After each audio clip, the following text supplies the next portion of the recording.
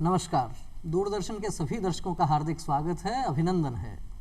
जो जिंदगी से लड़े होते हैं अपने पैरों खड़े होते हैं, मिटते देखे हैं सहारों वाले, पेड़ जंगल के अपने आप बड़े होते हैं। जी हाँ, जिस तरीके से जंगल के पेड़ अपने आप बड़े होते हैं, ठीक उसी प्रकार हमारे देश में अनेक महापुरुष ऐसे हुए हैं जिनको बहुत अधिक सुख सुविधाएं नहीं मिली होंगी, जिनका जीवन बहुत संघर्ष में बीता होगा, लेकिन उन्होंने अपने व्यक्तित्व और कृतित्व से एक नया मुकाम हासिल किया और केवल देश ही नहीं अपितु हम कह सकते हैं कि संपूर्ण मानवता के उत्थान के लिए उन्होंने बहुत बड़े बड़े काम किए। इसलिए निश्चित रूप से कहा जा सकता है कि जो जितना संघर्ष करता है, जो जितना तपता है, उतना ही व्यक्ति निखरता है।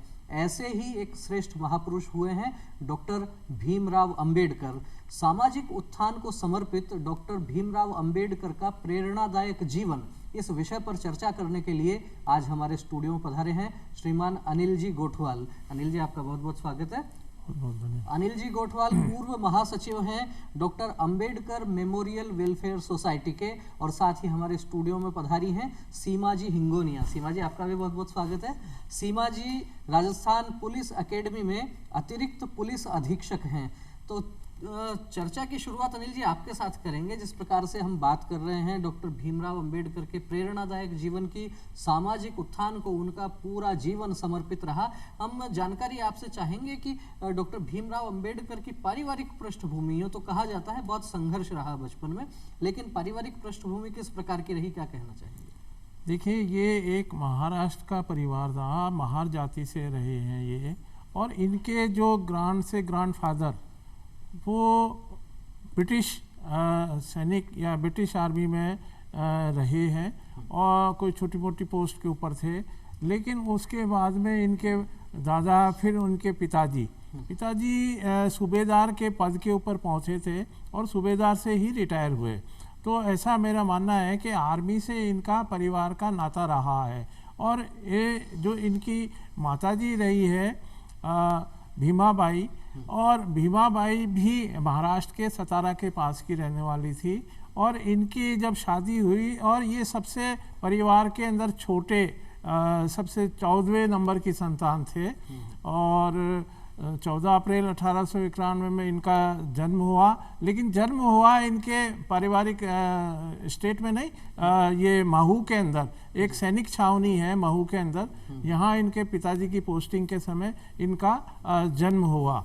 मेरा ऐसा इनकी माताजी का नाम जैसे आपने बताया भीमाबाई, तो उनके नाम के आधार पर ही इनका नामकरण हुआ है? हाँ, देखो, ये कोइंसिडेंट नहीं है। मैं आपको इसकी एक थोड़ी सी और आगे की बात बताना चाह रहा था कि भीमाबाई जब आखिरी संतान थी और सबसे ये लाडले पुत्र में से इनकी गिनती हुई थी, तो अपनी माताजी और पिताजी दोनों का आशीर्वाद मिला इनको। तो इन्होंने, जो इनके पिताजी का नाम था वो रामजी सकपाल जी था, तो राम जी भी जुड़ गया और भीमाबाई से भीम हो गया, तो भीम राम जी। तो ये मदर और फादर का बिल्कुल साथ दिया हुआ है। और एक इससे आगे जब हम स्कूल में गए, जब इनके टीचर्स रहे महादेव अंबेडकर जी, तो उन्होंने जो इनका गांव का नाम था वो अजीब सा था, अम्बा अम्बेडकर इस टाइप के था। तो उन्होंने, अपने टीचर ने इनको एक नाम दिया।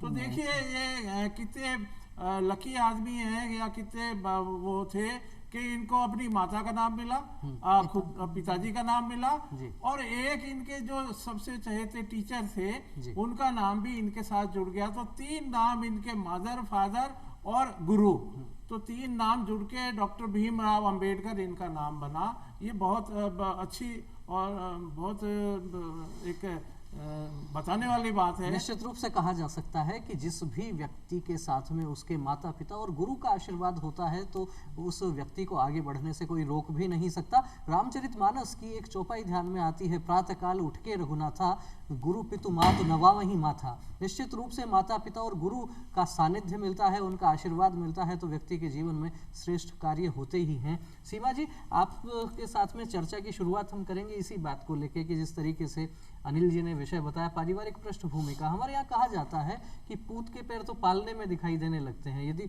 कोई व्यक्ति बड़ा होकर बड़े बड़े काम करता है, बचपन में कोई ना कोई घटनाएं अवश्य ऐसी होती हैं, कुछ बातें ऐसी होती हैं कि जिनसे कुछ अनुमान लगने लग जाता है कि ये व्यक्ति, ये बालक कोई साधारण सामान्य बालक नहीं है। कोई बचपन की ऐसी घटना ध्यान में आती है जिससे ये लगता हो कि वास्तव में ये डॉक्टर भीमराव अंबेडकर अपने कार्य के प्रति दृढ़ प्रतिज्ञ थे? बिल्कुल, बाबा साहब का जैसे जीवन है, जीवन में प्रारंभ से ही संघर्षपूर्ण जीवन रहा है। जिस समुदाय को ये बिलोंग करते थे उसकी वजह से भी इनका संघर्षपूर्ण जीवन रहा है। तो जब हम इनका स्कूली जीवन देखते हैं तो स्कूली जीवन में जैसे शिक्षा का इनको बहुत रुचि थी, इनके माता पिता भी चाहते थे कि ये शिक्षित बने और आगे बढ़े। और जब इन्होंने स्कूल में प्रवेश लिया तो वहीं से इनको संकट शुरू हो गया कि इनको पाठशाला के अंदर नहीं बैठने दिया जाता था। परंतु ये इतने दृढ़ प्रतिज्ञ रहे हैं, जैसा कि आप जानते हैं कि बाहर बैठ के भी इन्होंने शिक्षा ली है।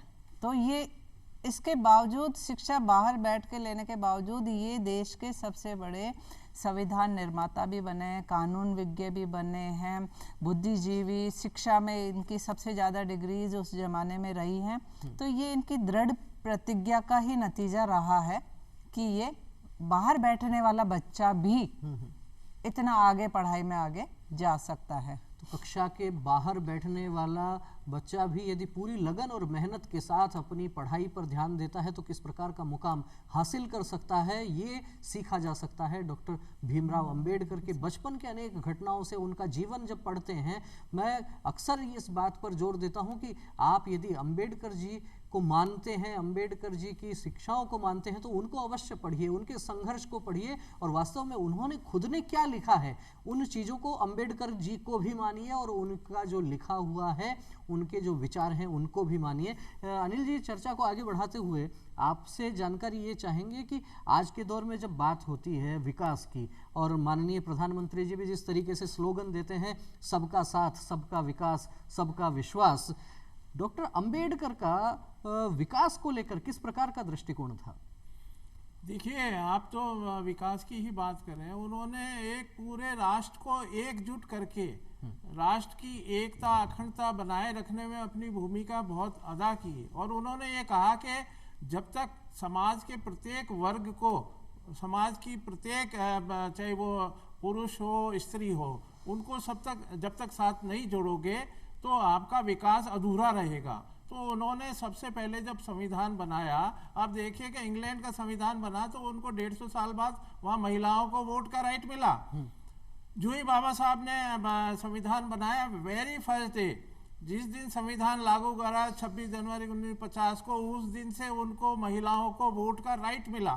ये इंडिया ही एक ऐसा देश है जिसके अंदर उन्होंने आधी आबादी को एक साथ जोड़ के और एक मैसेज दिया पूरे विश्व में कि हम अब किसी प्रकार से विकास के अंदर पीछे नहीं रहेंगे। विकास की योजनाओं के लिए अगर मान लो उनको देखा जाए तो उन्होंने अर्थशास्त्र के अंदर बहुत बड़ा philosophy, London school of economics से उन्होंने इकोनॉमिक्स किया। उन्होंने सबसे पहले जो इंडियन एंशिएंट कॉमर्स के ऊपर अपना पीएचडी किया। अब आप देखिए कि उसको कनेक्ट किया हमारी जो आज़ादी से पहले की जो अर्थव्यवस्था थी, अर्थव्यवस्था से विकास का आधार बनता है। और उन्होंने अर्थशास्त्र के ऊपर चाहे वो योजनाएं हो हमारी, चाहे वो कृषि से संबंधित योजनाएं हो, बिजली से संबंधित योजनाएं हो, चाहे वो जल संबंधित योजनाएं हो, उन्होंने दामोदर घाटी हो, वैली हो,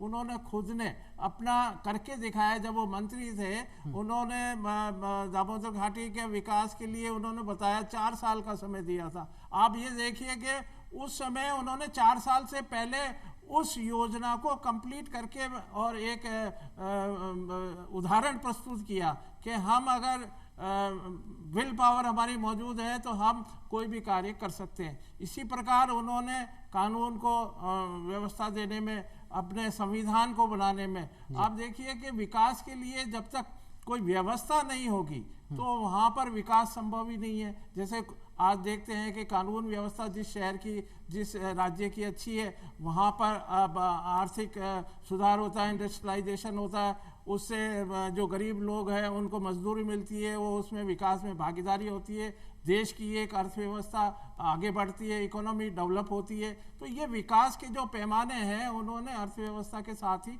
जोड़ के आगे बढ़ाए। जी, कई जगह ऐसा भी देखने सुनने में आता है कि जो नदियों को जोड़ने की बात आज कही जाती है, जिससे अकाल और अतिवृष्टि की समस्याओं का आप सामना कर सकते हैं आसानी से, नदियां यदि जुड़ जाती हैं। तो इस विषय में भी डॉक्टर अंबेडकर ने बहुत पहले कुछ विचार दिए थे विकास को लेकर। आप देखिए कि उन्होंने तो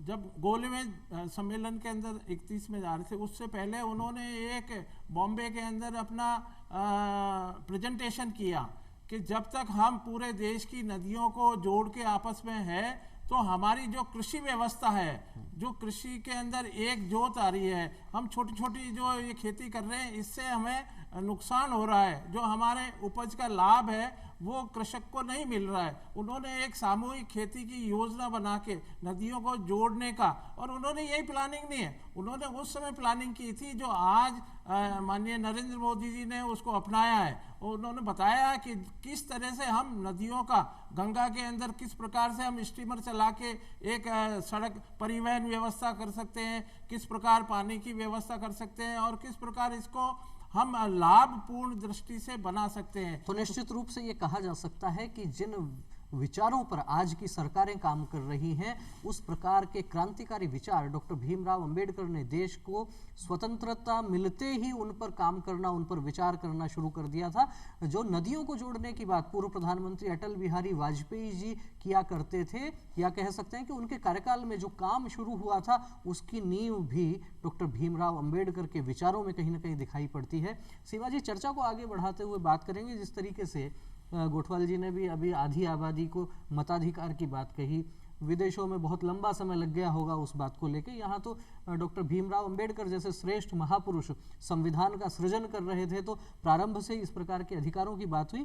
संविधान में और कौन कौन से ऐसे प्रावधान आपको नजर आते हैं कि जिनसे ये कहा जा सकता है कि उनमें डॉक्टर भीमराव अंबेडकर की जो सोच थी महिला सशक्तिकरण की, वो परिलक्षित होती है?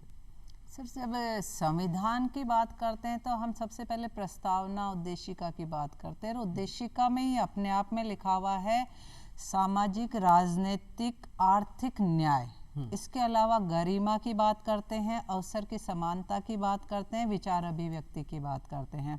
ये पूरे संविधान को सारगर्भित कर देता है कि इसमें महिलाओं के लिए क्या क्या है। अब जैसे हम मौलिक अधिकारों की बात करते हैं तो मौलिक अधिकारों में पूरे अधिकार जहां पुरुषों के लिए हैं उतने के उतने अधिकार महिलाओं को भी दिए गए हैं, चाहे से वो समानता का अधिकार है, स्वतंत्रता का अधिकार है, धार्मिक स्वतंत्रता का अधिकार हो, या फिर शोषण के विरुद्ध अधिकार हो, या फिर संवैधानिक उपचारों का अधिकार जिसको बाबा साहब ने संविधान की आत्मा भी कहा है। सभी तरह के अधिकार महिलाओं को मिले हैं। और जब हम समानता की बात करते हैं तो उसके अलग अलग स्टेप्स पे जब हम जाते हैं तो जैसे आर्टिकल 14 में समानता का अधिकार, अवसर का अधिकार दिया गया है कि हर महिला को उतना ही अवसर की समानता है। हर महिला कहीं भी है, उसको चाहे वो कार्यस्थल पे हो, चाहे घर में हो या राजनीति में, उसको पूरे अवसर उसको मिलने चाहिए। इसके बाद में यदि बात करते हैं 15(3) की बात करते हैं, जहाँ पे महिलाओं को विशेष अधिकार दिए गए हैं, विशेष संरक्षण की बात वो करता है कि महिलाओं और बच्चों के लिए खास तौर से हमें ऐसे प्रयोजन करने हैं कि उनको विशेष अवसर मिले। इसके बाद जब हम 16 की बात करते हैं, 19 की बात करते हैं, 21 की बात करते हैं, 21 में जैसे प्राण और दैहिक स्वतंत्रता की बात है तो किसी भी महिला का आप शोषण की बात नहीं कर सकते हैं। और 23 और 25 जो सीधा ही शोषण के विरुद्ध अधिकार है, हर महिला को कानूनी अधिकार दे दिए गए। आजकल इतने कानून बन गए हैं कि किसी भी महिला का शोषण आप नहीं कर सकते और नहीं करना चाहिए, और उसकी गरिमा को भी बनाए रखना चाहिए। ये मौलिक अधिकार तो बाबा साहब ने दिए ही दिए, साथ ही बाबा साहब ने कर्तव्यों में भी महिलाओं के विशेष सम्मान की बात करते हैं। जहाँ 51A है वो उनके सम्मान की बात करता है। इसके अलावा पंचायतों में आरक्षण की बात होती है 75-76 में, वहाँ महिलाओं के अधिकारों की बात कर रहे हैं। मतलब पूरा संविधान महिलाओं की सुरक्षा, समानता, अवसर की समानता, गरिमा, उनकी अभिव्यक्ति की समानता, हर तरह से पूरी तरह से महिलाओं को समर्पित। जो सर ने कहा कि आधी आबादी की बात है, तो आधी आबादी जो आज है उनको हर तरह का अधिकार उन्होंने दिए हैं। तो निश्चित रूप से कहा जा सकता है कि आधी आबादी को समान अवसर देने का काम संविधान में किया गया है बाबा साहब डॉक्टर भीमराव अंबेडकर के माध्यम से। और जिस तरीके से जो अधिकार ही नहीं अपितु कर्तव्यों में भी जो महिलाओं के सम्मान की बात कही गई है, ये वास्तव में भारत का विचार है। भारत का विचार कहता है यत्र नार्यस्तु पूज्यन्ते रमन्ते तत्र देवता। इसी विचार को कहीं ना कहीं संविधान में भी परिलक्षित किया गया है, अनेक प्रावधानों के माध्यम से, अनेक प्रकार के हम कह सकते हैं अनुच्छेद के माध्यम से, मूल अधिकार, मूल कर्तव्य, इनके माध्यम से भी ये विचार दिया गया है कि आप महिलाओं का सम्मान करेंगे तो निश्चित रूप से देश आगे बढ़ेगा। अनिल जी, चर्चा को थोड़ा सा अलग दिशा में ले जाते हुए आपके माध्यम से मैं चाहूँगा जानकारी ये भी आई, क्योंकि पिछले कुछ समय से सोशल मीडिया पर एक चीज़ इस प्रकार की चलती रहती है कि जब देश का बंटवारा हुआ, पाकिस्तान बना, और पाकिस्तान बनने के बाद में जिस तरीके से कश्मीर का विलय हुआ और कश्मीर की समस्या लंबे समय तक भारत के लिए एक तरीके से हम कह सकते हैं नासूर बनी रही। अनुच्छेद 370 के माध्यम से उसको विशेषाधिकार दिए गए। वर्तमान केंद्र सरकार ने वो अनुच्छेद 370 को हटाने का काम किया है। डॉक्टर अंबेडकर जो है वो विभाजन को लेके, जिस प्रकार से पाकिस्तान बना और कश्मीर को जो विशेष दर्जा दिया गया, इनको लेकर क्या सोचते थे, क्या कहना चाहेंगे? देखिए, बाबा साहब ने अपनी ऑटोबायोग्राफी में और भी कई केसेस में उन्होंने इसको नोट डाउन बताया है। और उन्होंने ये किया कि जब संविधान बन रहा था तो 370 की बात आई, तो उन्होंने सबसे पहले वो व्यक्ति थे कि जिन्होंने सभा के अंदर विशेष रूप से ये कहा कि ये मैं इस देश के विभाजन की बात कतई नहीं कर सकता और इस संविधान को मैं लागू करने में मेरी कोई रुचि नहीं है। अगर मैं ये करता हूं तो मैं इस संविधान को मैं बनाने के लिए दूर अलग हट जाऊंगा, पृथक हो जाऊंगा, ये तक उन्होंने धमकी दी। और उन्होंने धारा 370 को जो कश्मीर का अंग अलग विशेष अधिकार देने वाली बात थी, तो उनका एक ही ये कहना था कि उनकी सुरक्षा हम करें, उनका खाना पीने का प्रबंध हम करें, और वो हमारे को वहां जाके कोई भी अधिकार नहीं हो तो ये बात नहीं चलेगी। अगर आपका रेसिप्रोकल है कि उतना ही अधिकार जो जम्मू कश्मीर के नागरिक को है वो हिंदुस्तान में दिल्ली के नागरिक को भी होना चाहिए, राजस्थान के नागरिक को भी हो।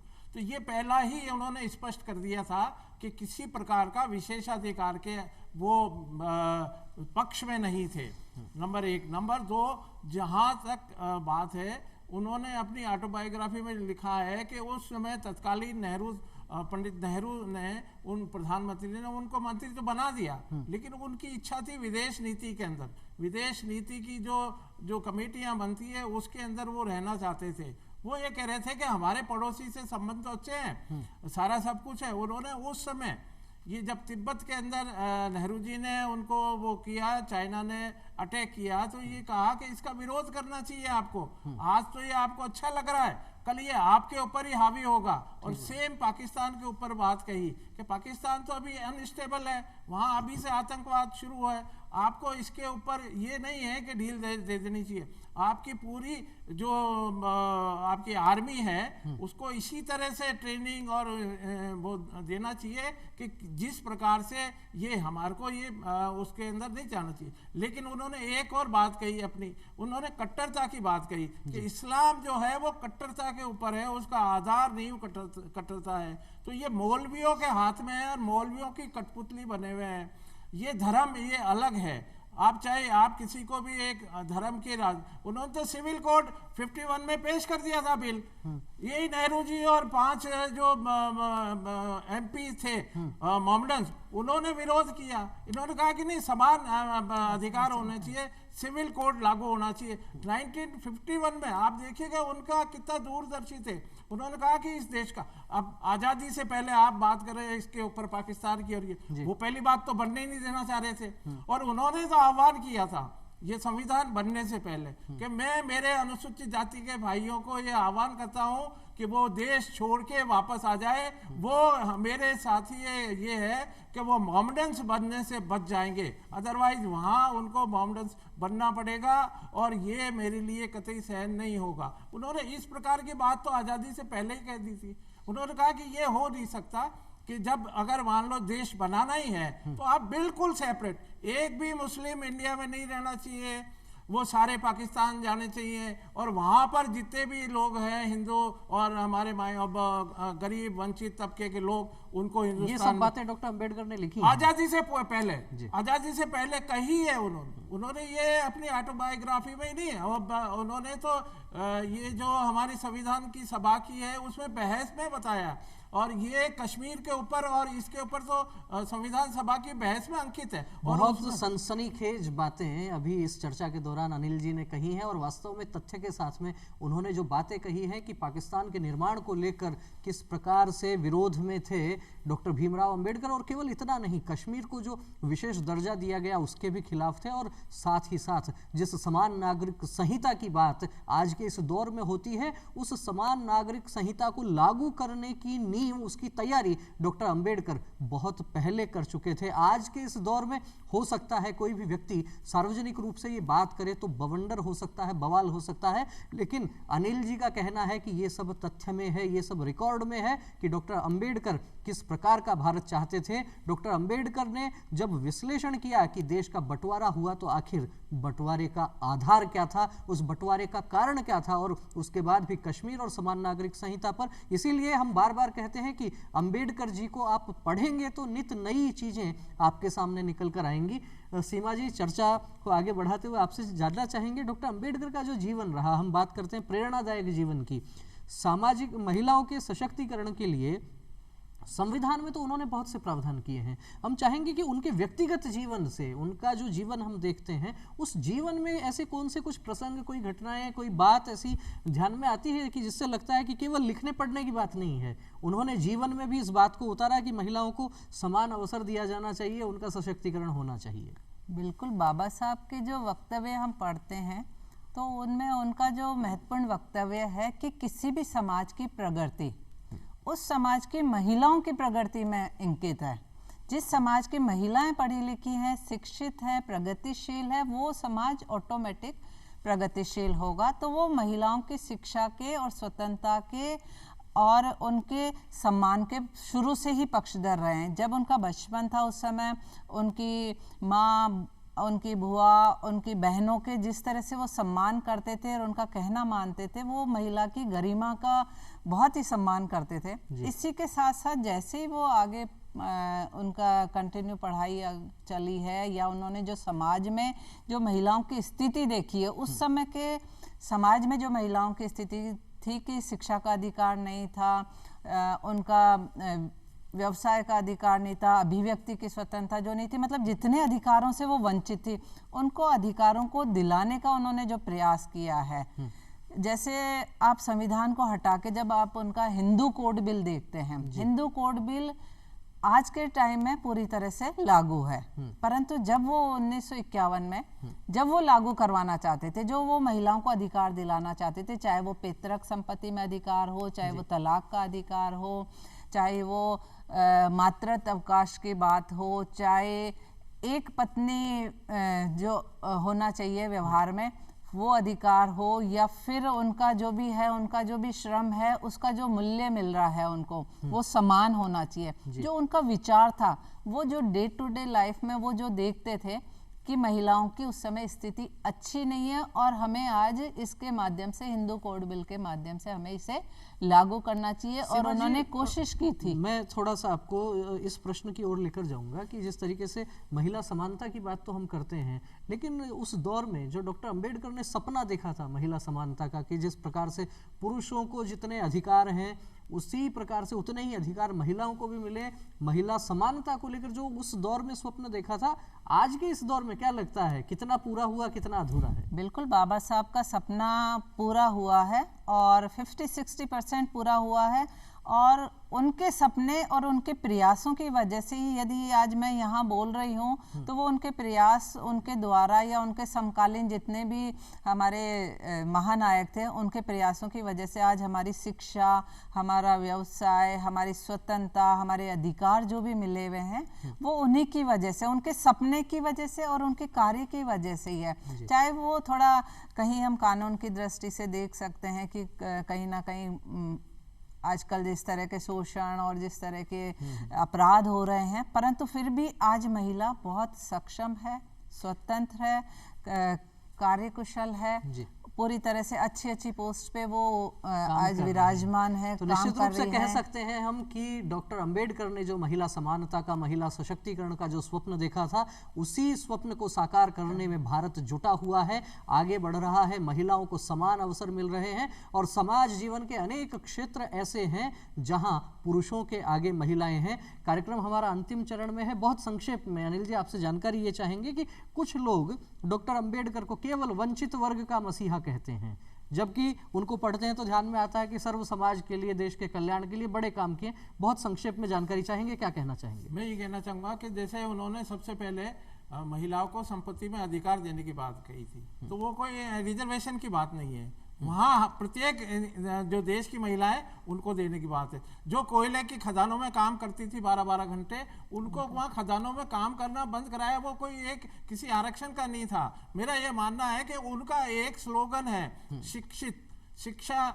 के ऊपर जो उन्होंने वो प्रभाव छोड़ा है वो किसी एक व्यक्ति के ऊपर नहीं है। और शिक्षा है, संघर्ष है और संगठित होना, जो उनका मूल वो उन्होंने स्लोगन दिया था। अब आप देखिए कि उन्होंने कहा है कि जो शिक्षित कोई भी अपने दुखों का अंत चाहता है तो उसको शिक्षा ग्रहण करनी है। शिक्षा ग्रहण करने के लिए उसको लड़ना पड़ेगा, लड़ने के लिए उसको पढ़ना पड़ेगा, और पढ़ना अगर नहीं है, अगर आप ज्ञान के बिना अगर लड़ाई में गए तो आपकी हार निश्चित है। तो ये सर्वकालिक है, ये प्रत्येक व्यक्ति के लिए है। जो इस देश का प्रत्येक व्यक्ति है, वो चाहे वो अनुसूचित जाति का वंचित है, वो चाहे पढ़ा लिखा इंडस्ट्रियलिस्ट है, चाहे धनवान है, वो सभी के लिए लागू है। शिक्षा का एक उन्होंने इतना महत्व बताया है और उसी को उन्होंने आगे किया। तो ये कोई एक वर्ग विशेष के लिए नहीं है उनके प्रयास। उन्होंने कहा कि 14 साल के बच्चे को आप कंपलसरी एजुकेशन दीजिए, कॉन्स्टिट्यूशन में डाल दिया उन्होंने। तो कोई एक वर्ग के लिए थोड़ी किया, उन्होंने महिलाओं के लिए किया। उन्होंने लेबर के लिए कहा, लेबर का उन्होंने कहा कि जो 12-12 घंटे काम करते पहले। अब आप आज़ादी से पहले आप देखिए उनका विजन, आज तो बाबा साहब को याद इसलिए कर रहे हैं, उनका विजन था वो 42 में जब गवर्निंग काउंसिल के अंदर वो मेंबर थे, तब उन्होंने लड़के और अंग्रेजों से ये कहा कि 12 घंटे की बजाय आप 8 घंटे करो। समय की सीमा है अनिल जी, क्योंकि बाबा साहब का विषय तो बहुत विस्तृत है। आप हमारे स्टूडियो में आए, आपने तमाम प्रश्नों का जो है वो जवाब दिया, आपका बहुत बहुत धन्यवाद। सीमा जी, आप भी पधारे स्टूडियो में, आपका भी बहुत बहुत धन्यवाद। और निश्चित रूप से हम कह सकते हैं कि बाबा साहब ने जो शिक्षाएं दी हैं उसका सार यही है कि शिक्षित बनिए, संगठित रहिए और अपने अधिकारों के लिए संघर्ष कीजिए। सबसे पहले शिक्षा आती है और शिक्षा सब जगह प्रकाश फैलाती है। आशा करते हैं समाज और देश भी उनकी शिक्षाओं पर आगे बढ़ते हुए निश्चित रूप से नए पायदान पर आगे बढ़ेगा। बहुत बहुत धन्यवाद, नमस्कार।